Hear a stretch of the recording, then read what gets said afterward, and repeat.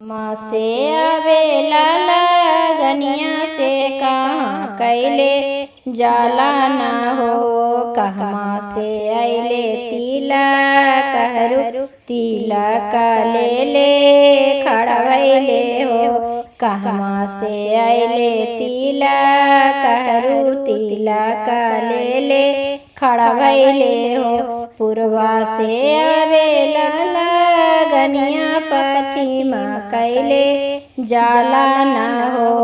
पूर्वा से आवेला लगनिया पश्चिमा कैले जाला ना हो।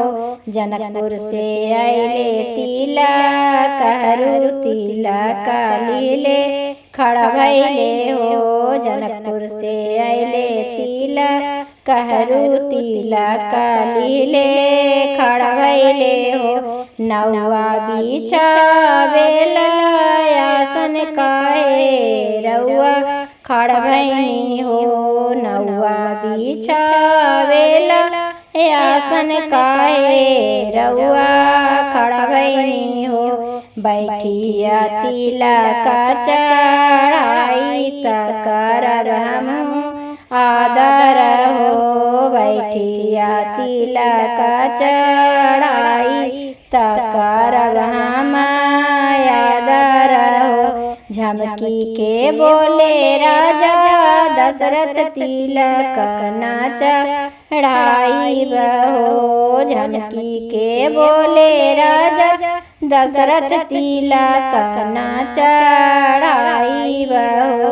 मोरे बाबू पढ़ल पंडितवा तिलक बड़ी कमाइले हो। मोरे बाबू पढ़ल पंडितवा तिलक बड़ी थोड़ाइले हो। बिनती से बोले बाबा जनक सुनी मोरे समधी जी हो।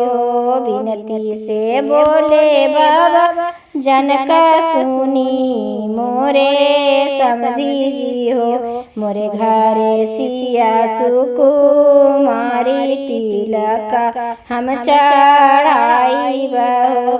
मोरे घरे दिया कुमारी तिलक हम चढ़ाई बजी। मोरे सीता सब गुना आगर तिलक हम चढ़ाई बजी। मोरे सीता सब गुना आगर तिलक हम चढ़ाई बजी। इस वीडियो को देखने के लिए बहुत बहुत धन्यवाद। अगर आपको मेरे गीत संगीत के वीडियो पसंद आते हैं तो चैनल को सब्सक्राइब, वीडियो को लाइक और शेयर जरूर करें।